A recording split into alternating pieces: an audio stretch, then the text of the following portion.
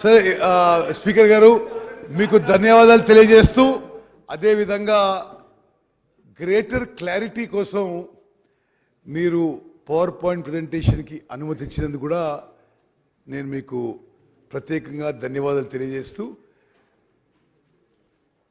Over the next 45 minutes or 1 hour తెలంగాణలో irrigation sector పై జరుగుతున్న అన్ని విషయాలపై ఈ సభలో సభ్యులందరికీ యావత్ తెలంగాణ ప్రజానీకానికి జరుగుతున్న విషయాలపై ప్రభుత్వం సైడ్ నుంచి మేము వైట్ పేపర్ ప్రజెంట్ చేస్తున్నాం.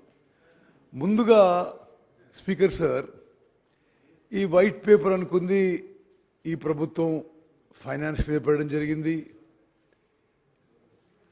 పవర్ సెక్టర్ పెట్టడం జరిగింది, అదేవిధంగా ఇరిగేషన్ మీద పెట్టాలని కూడా చాలా రోజుల క్రితం డిసైడ్ చేయడం జరిగింది. ఈ వైట్ పేపర్ పెట్టాలని అనే నిర్ణయం తర్వాత ఈ మధ్య జరిగిన కొన్ని సంఘటనలు నేను ముందుగా ప్రస్తావిస్తున్నాను.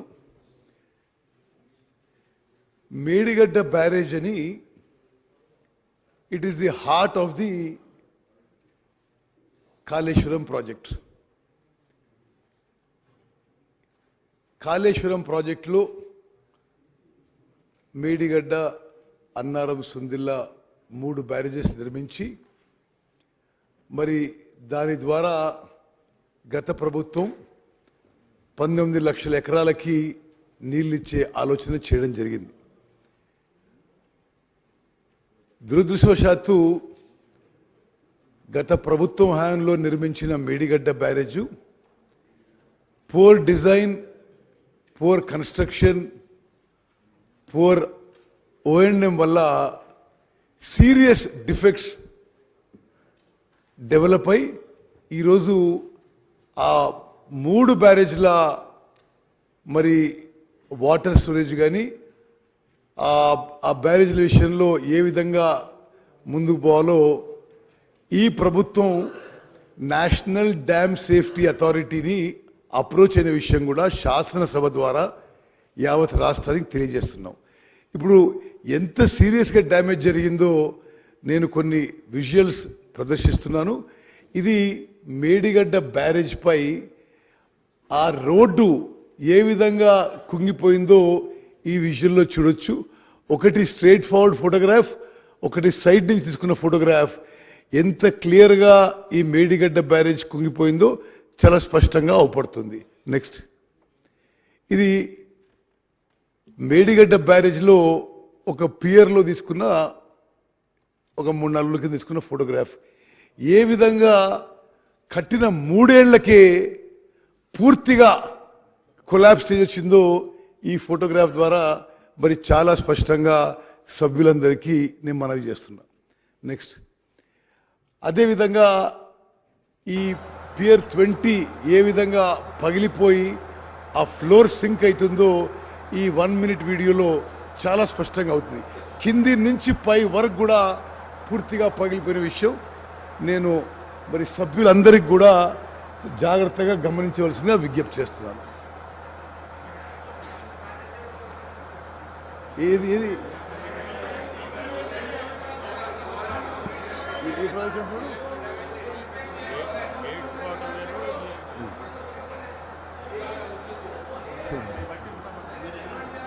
ఓకే, సరే,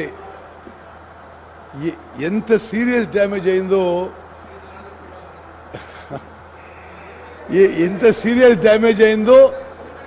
సభలో ఏ పార్టీకి చెందినా దయచేసి గమనించవలసిందిగా నేను సవినయంగా విజ్ఞప్తి చేస్తున్నా. ఎంత సీరియస్ డ్యామేజ్ అయిందో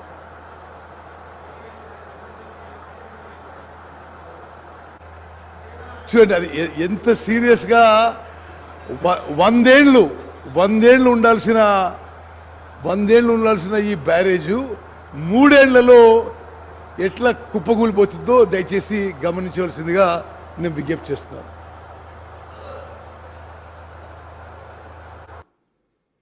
ఓకే, ఇప్పుడు సభ దృష్టికి నేను ఇంకొన్ని విషయాలు తీసుకొస్తున్నా. ఒక పెద్ద మనిషి ఏమంటాడు, మాకు అప్పచెప్పండి మేము రిపేర్ చేస్తామంటారు. అసలు మీరు కట్టిందే ఫాల్టీ డిజైను, మీరు కట్టిందే ఫాల్టీ డిజైను, ఇక మీరు అడగడానికి ఇది ఏ అర్హత ఉందని చెప్పి నేను అదే విధంగా ఇంకో పెద్ద మనిషి ఇట్లా చేయాలి అట్లా చేయాలని ఉచిత సలహాలు ఇస్తుండ్రు. స్పీకర్ సార్, వాళ్ళ నిర్వాహకం వల్ల, ఫాల్టీ డిజైన్ వల్ల, ఫాల్టీ కన్స్ట్రక్షన్ వల్ల, కరప్షన్ వల్ల, పూర్ ఓఎండ్ఎం వల్ల మేడిగడ్డ బ్యారేజ్ కొలాప్స్ స్టేజ్కి వచ్చింది. ఈ బ్యారేజ్ విషయంలో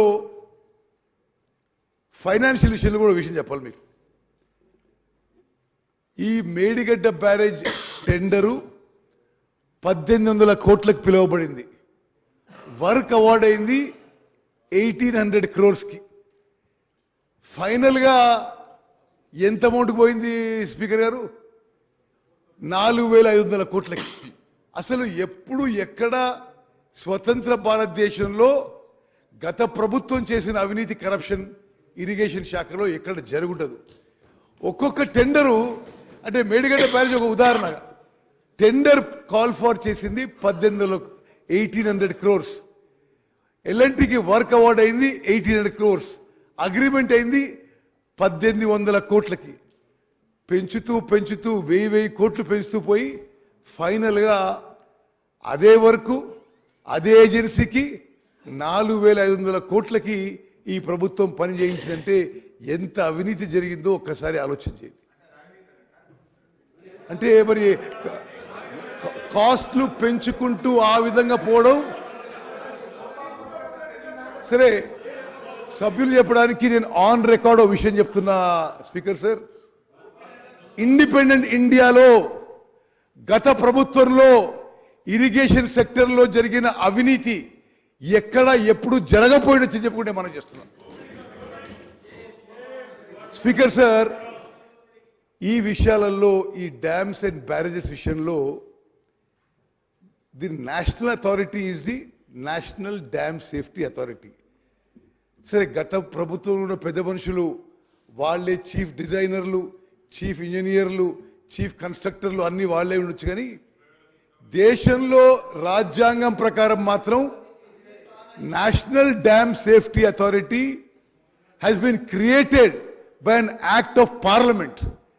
భారతదేశంలో ఉన్న డ్యామ్స్ బ్యారేజెస్ అన్ని మరి ప్రతి సంవత్సరం పరిశీలన చేసి అడ్వైస్ అండ్ డైరెక్షన్స్ ఇవ్వాల్సిన మరి power responsibility national dam safety authority ఉందని చెప్పి నేను మనం చేస్తున్నాను. ఈ national dam safety authority Medigadda barrage inspect చేసి ఏం రిపోర్ట్ ఇచ్చిందో యథాతథంగా మేము ఒక్క వర్డ్ అటు ఇటు మార్చలేదు అధ్యక్ష. వాళ్ళు ఏం చెప్తే అది మేము యావత్ తెలంగాణ ప్రజానీకానికి తెలియజేయాలని చెప్పి ఆ ఎన్డిఎస్ఏ రిపోర్ట్ ఒక ఎక్సెప్ట్స్ ఇందులో మేము మరి మీ ద్వారా సభ్యులందరికీ ప్రజలందరికీ తెలియజేస్తాం. The damage occurred due to a combination of issues involving planning, design, quality control and operation maintenance.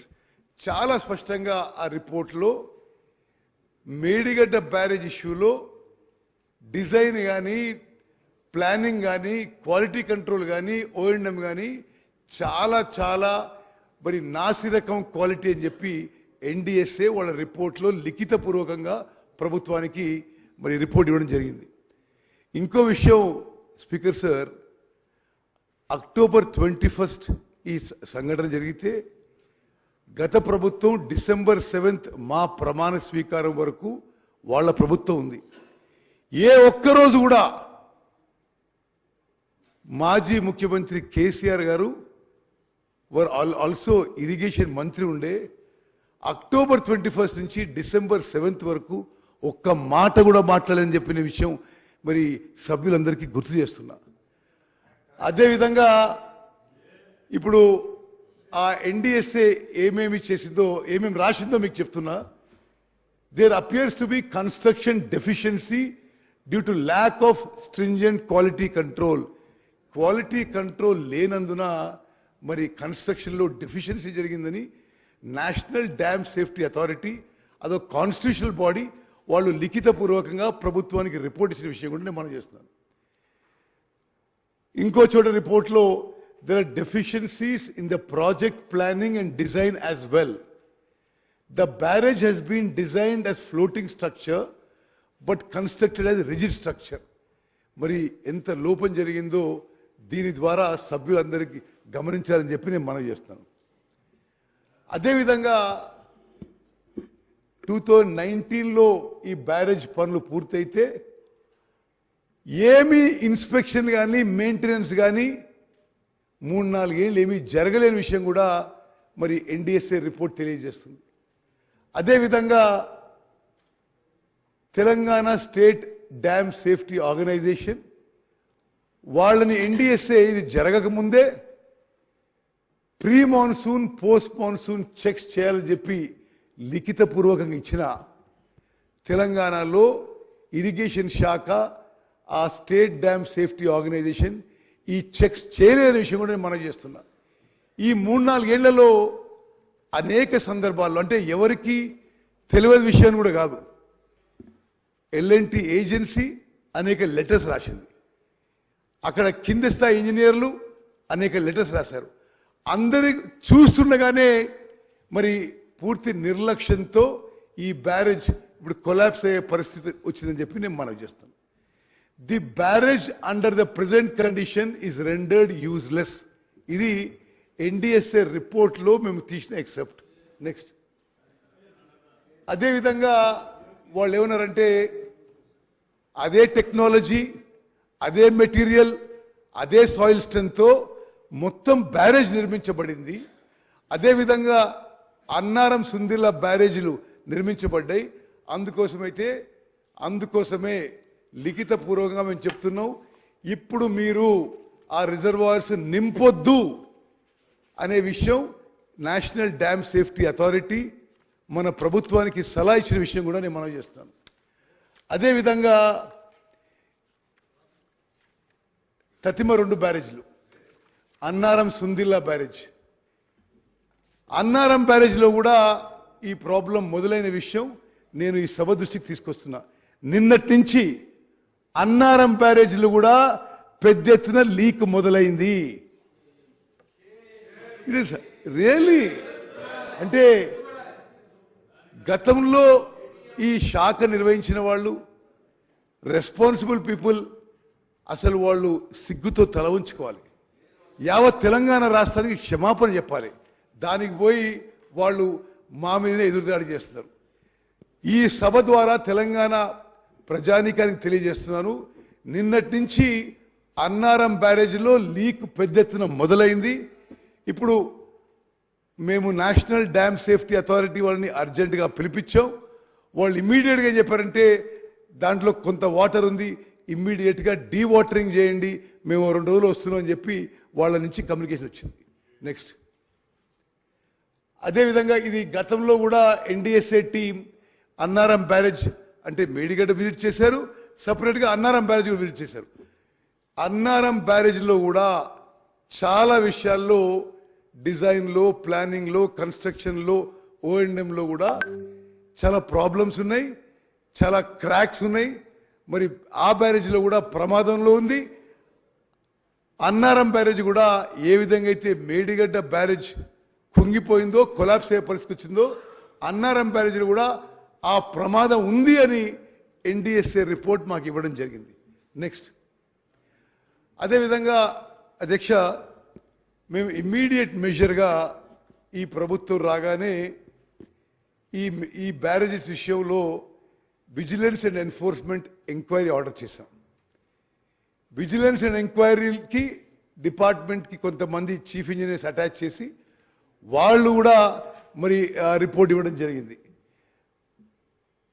స్పష్టంగా విజిలెన్స్ అండ్ ఎన్ఫోర్స్మెంట్ డిపార్ట్మెంట్ కూడా వాళ్ళు చేసిన రిపోర్ట్ల ఎంక్వైరీలో మరి తేలిన విషయాలు ఏంటంటే the irrigation department has not carried out the work as per the specified sequential manner.